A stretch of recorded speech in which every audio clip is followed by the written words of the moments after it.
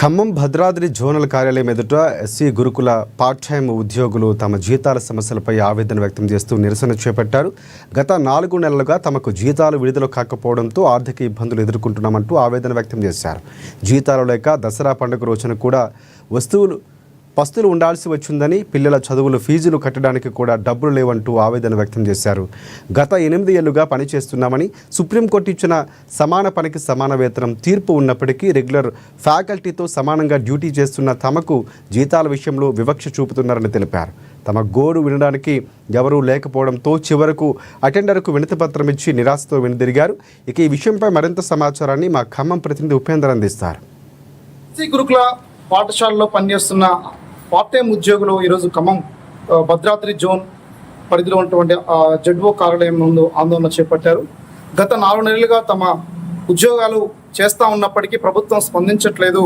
ఉద్యోగాలకు సంబంధించినటువంటి పత్రంలో భద్రత కల్పించకపోగా మరోవైపున జీతాలు ఇంతవరకు చెల్లించకపోవడంతో తీవ్ర ఆవేదన చెందుతున్నామని చెప్పేసి ఇక్కడ తమకు సమస్యని గొడవలపుచ్చేందుకు కోసం ఇక్కడ కార్యాలయం చేరుకున్నారు. ఇక్కడ అసలు ఏం జరుగుతూ ఉంది, ఎస్సీ గురుకుల పాఠశాలకు చెందినటువంటి అటు గురుకులాలతో పాటు జూనియర్ కళాశాల ఏం జరుగుతుందో తెలుసుకునేందుకోసం మనతో మాట్లాడేందుకోసం ఆ గురుకుల పాఠశాల పనిచేసినటువంటి పార్ట్ టైం లెక్చరర్స్ మనతో పాటున్నారు. ఇక్కడ చెప్పండి, అసలు ఏం జరుగుతూ ఉంది, మీరు ఏం కోవడం కోసం ఇక్కడికి వచ్చారు?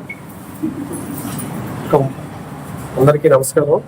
మేము ముఖ్యంగా జీతాలు 4 నెలల నుంచి జూన్ నుంచి రావట్లేదు. మాకు జూన్, జూలై, ఆగస్టు, సెప్టెంబర్ మనకు ఈ నెల మంత్ ఎండింగ్కే వేస్తానని చెప్పారు గురుకుల మంత్రి గారు.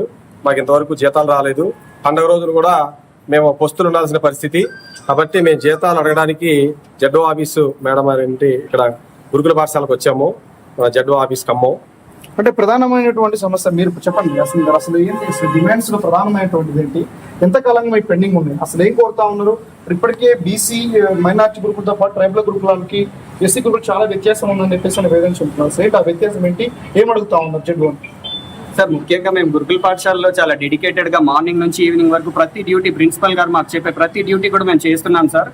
సో దానికి అనుగుణంగా మాకు జీతాలు అనేవి చాలా వ్యత్యాసం అయితే ఉన్నది సార్. అది బీసీ గురుకులంలో అయితే మాకు ఒక టీజీటీకి పీజీటీకి 23,000 24,000 శాలరీ ఉంది. అదే మైనారిటీలో అయితే 30,000 దాకా ఉన్నది సార్. మాకైతే కేవలం ఇచ్చేది 18,200 రూపాయలు. అందులో 150 రూపాయలు టీడీఎస్ కట్ చేసి టీజీటీ పీజీటీకి కేవలం 18,050 రూపాయలు మాత్రమే మాకు వస్తున్నాయి సార్. ఈ వ్యత్యాసం అనేది చాలా దారుణం. ఎందుకంటే ఈ వివక్ష ఎందుకు ఈ సోషల్ వెల్ఫేర్ పైన ఈ విధంగా ఎందుకు జరుగుతుంది? అదే విధంగా మాకు సెక్రటరీలు కూడా 1 సంవత్సరానికి ఒకళ్ళు మారిపోతున్నారు సార్. మా పార్ట్ టైం అంటే అది ఎలా ఉందంటే జస్ట్ వచ్చారు, 2 పీరియడ్లు చెప్పుకున్నారు, వెళ్ళిపోయారు అనేటటువంటి ధోరణిలో మమ్మల్ని చూస్తున్నారు. కానీ మేము ఫుల్ టైం చేస్తున్నాం సార్. పేరుకే పార్ట్ టైం, కానీ మేము చేసే డ్యూటీస్ అన్ని కూడా ఫుల్ టైం సార్. దయచేసి మీరు అర్థం చేసుకోండి. ఎవరైతే ఉన్నారో ఆ పేరు కూడా మా పార్ట్ టైం అనే పేరు మార్చి దయచేసి గౌరవ వేతనం మీద పనిచేస్తున్నాం అని చెప్పైనా మాకు ఒక ట్యాగ్ ఇవ్వండి సార్. దయచేసి దాదాపు ఒక 3,000 మంది ఉన్నాం సార్. మేమందరం కూడా రాష్ట్ర వ్యాప్తంగా తెలంగాణలో గురుకులాలంటే ఒక ప్రైడ్ లాంటి సిచ్యువేషన్ నుంచి గురుకులాలంటే ఇలా ఇంత హీన స్థితిలో ఉన్నాయి అనేటటువంటి పరిస్థితికి చేరుకునేటటువంటి ఈ పరిస్థితుల్లో మేము గవర్నమెంట్ ని అపీల్ చేసేది ఒకటే అండి, దయచేసి ఏదైతే పెండింగ్ శాలరీస్ ఉన్నాయో అవి ఇమ్మీడియట్ గా రిలీజ్ చేయాలి. మనతో పాటు ఇక్కడ మరో మహిళ ఉన్నారు. మేడం, చెప్పండి, ఎంతకాలం నుంచి గురుకుల పాఠశాలలో పనిచేస్తా ఉన్నారు?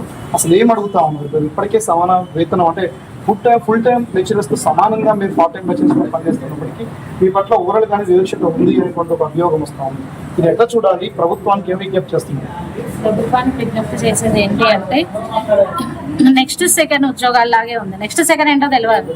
అంటే నెక్స్ట్ సెకండ్ తీసేసేంత వరకు కూడా చెప్పారనమాట.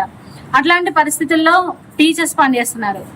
అంటే అంత టెన్షన్ పెట్టి చేయించాల్సిన అవసరం లేదు కదా.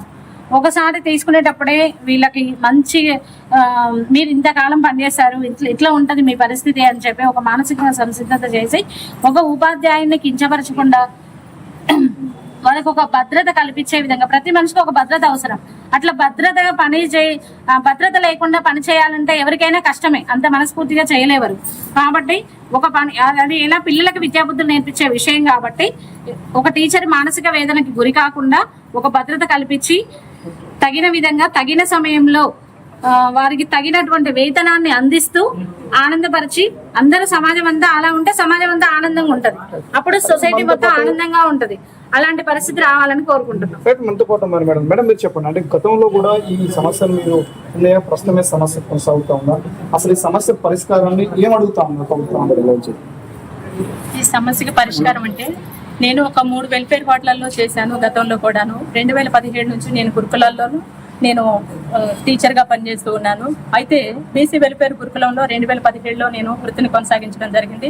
అప్పుడు నేను హెచ్ఎస్గా పనిచేస్తున్నప్పుడు అక్కడ నాకు జీతం ఎంత అంటే 18,000 జీతం. కానీ మళ్ళీ ఆ తర్వాత మైనారిటీల వెల్ఫేర్లో నేను చేసినప్పుడు 2.5 సంవత్సరాలు సర్వీస్ చేసినప్పుడు అక్కడ 25,000 నా జీతం.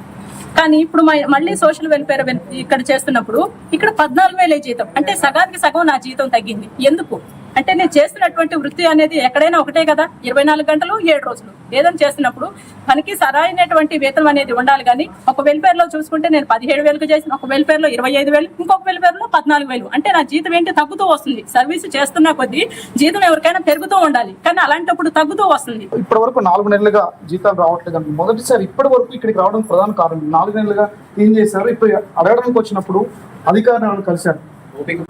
లేదు సార్, మేము ఓపిక పడుతూ వచ్చాం సార్. యాక్చువల్లీ ఏంటంటే 2 మంత్స్ పండక్కి ముందు 2 నెలల జీతాలు రిలీజ్ చేస్తామని చెప్పారు. పండక్కి రిలీజ్ చేస్తారేమో అని చెప్పేసి మేము కూడా వెయిట్ చేశాము. కానీ పండగ అయిపోయినప్పటికీ కూడా ఇంతవరకు మా జీతాలు అనేవి రిలీజ్ చేయలేదు. ఇంకాను ఏంటంటే ఈ మంత్ చివరి వరకు ఏమన్నా వచ్చే అవకాశాలు ఉన్నాయని చెప్తున్నారు, కానీ అది కూడా కన్ఫర్మ్ గా చెప్పట్లేదు. ఇది ఈ రోజే కాదు సార్, లాస్ట్ ఇయర్ కూడా మేము ఇలాగే రోడ్డు ఎక్కాము. ఏంటంటే మమ్మల్ని ఎప్పుడైనా తీసేయొచ్చు, వాళ్ళ ఇష్టం, కావాలనుకుంటే ఉంచుతారు లేకపోతే తీసేస్తున్నారు. పోయినసారి ఎట్ ఏ టైం స్కూల్ కి వెళ్ళిన తర్వాత 10:30కి 11 గంటలకి సర్క్యులర్ వచ్చింది పార్ట్ టైం వాళ్ళని తొలగించండి అని. అప్పుడు అంతే 4 days మేము ఇట్లనే ర్యాలీలు చేశాము, రోడ్ ఎక్కాము, మధుర వెళ్ళాము. డిప్యూటీ సీఎం గారు ఆఫీస్కి వెళ్తే మమ్మల్ని ఉరికిచ్చారు. ఒక 4 days తర్వాత మళ్ళీ తీసుకోండి అని మా బాడీ వేడి పెరిగే వరకు ఇది చల్లబరచడానికి తీసుకోండి అని చెప్పేసి మాకు ఆ రోజు సర్క్యులర్ వచ్చింది. వెంటనే వెళ్ళి సైన్లు పెట్టేసాము. ఆ రోజుతో సర్దుమనిగింది.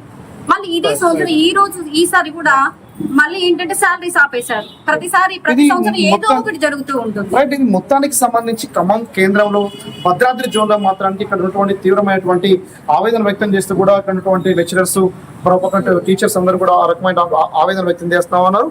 దసరా పండగకి కంటే ముందు ఎవరైతే ప్రిన్సిపల్ సెక్రటరీగా ఉన్నటువంటి ముఖ్యమైన నేత ఎవరైతే ఉన్నారో గురుకులానికి చెందినటువంటి బాధ్యులు ఖచ్చితంగా మేము దసరా పండుగ నాటికి మీరు పండుగ బాగా జరుపుకోవాలని చెప్పేసి అని మేము కోరుకుంటూ త్వరగా విడుదల చేయబోతున్నామని చెప్పేసి హామీ ఇచ్చి కూడా ఇప్పటికి హామీ నెరవేర్చలేదని చెప్పేసి తీవ్ర మనోవేదన చెందుతా ఉన్నారు. అంటే ఖమ్మంలో ఉన్నటువంటి 3 మంత్రులు ఉన్నప్పటికీ ప్రధానమైనటువంటి ఆర్థిక శాఖ ఉన్నటువంటి ఒక రాష్ట్ర ఆర్థిక మంత్రిగా ఉన్నటువంటి బట్టి విక్రమార్క ఖమ్మం జిల్లా ప్రాతినిధ్యం వహిస్తున్నప్పటికీ ఖమ్మం జిల్లాలతో పాటు భద్రాద్రి జోన్ పరిధిలో ఉన్నటువంటి మొత్తం గురుకులాలకు సంబంధించి తీవ్రమైన ఇబ్బందులు ఎదుర్కొంటా ఉన్నారు. కనీసం సమస్యను చెప్పేందుకోసం వీడికి వచ్చినప్పటికీ మాకు కనీసం రిప్రజెంటేషన్ తీసుకోవడానికి ఒక అధికారి కూడా లేకపోవడం అనేది చాలా తీవ్ర ఆవేదన గురి చేస్తా ఉందని చెప్పేసి కూడా ప్రధానంగా ఈ రోజు మీడియాను సంప్రదించి తన గోడు ఎల్లబుచ్చుకున్నటువంటి నేపథ్యంలో కనబడతా ఉంది. గత 4 నెలలుగా ఉద్యోగ జీతాలు ఇవ్వకపోవడంతో కుటుంబ పోషణ తీవ్రంగా కష్టంగా మారింది. వివిధ రకాల ఈఎంఐలు పెండింగ్ లో ఉన్నాయి. మరోవైపునటువంటి దసరా సెలవులు ముగించుకొని తిరిగి ప్రైవేట్ పాఠశాలకు వెళ్తున్నటువంటి కొంతమంది తమ విద్యార్థుల ఫీజులు చెల్లించకుండా ఈ రోజు పాఠశాలలో బయటనే నిల్చోబెట్టారని చెప్పేసి కూడా ప్రధానంగా లెక్చరర్స్ నుంచి, ప్రధానంగా అధ్యాపకులు, టీచర్స్ నుంచి కూడా తీవ్ర ఆవేదన వ్యక్తం అవుతా ఉంది. ప్రభుత్వం కూడా స్పందించాల్సిన అవసరం ఉందని చెప్పేసి కూడా ఆవేదన చెబుతా ఉన్నారు. తన ఉద్యోగ భద్రత కల్పించేసి రానున్నటువంటి రోజుల్లో ఖచ్చితంగా పార్ట్ టైం అనేటువంటి పేరు కాకుండా గౌరవమైనటువంటి గుర్తింపు ఇచ్చే విధంగా ప్రభుత్వం చర్యలు చేపట్టాలి. సమాన పనికి సమాన వేతనం ఏదైతే సుప్రీంకోర్టు చెప్తా ఉందో దాన్ని అమలు చేసే విధంగా కూడా ప్రభుత్వం చర్యలు చేపట్టాలని చెప్పేసి కూడా గురుకుల పాఠశాల ప్రిన్సిపల్స్ ని, ప్రధానమైనటువంటి గురుకుల సెక్రటరీని కూడా ఇక్కడ ఉన్నటువంటి లెక్చరర్స్, అలా ఉద్యోగులు వేడుకుంటున్న నేపథ్యం కనబడుతుంది. ఖమ్మంలో తాజా పరిస్థితి. కెమెరా పర్సన్ నాగబాబుతో Upender, ANN news, Khammam, Ambedkar college centre నుండి.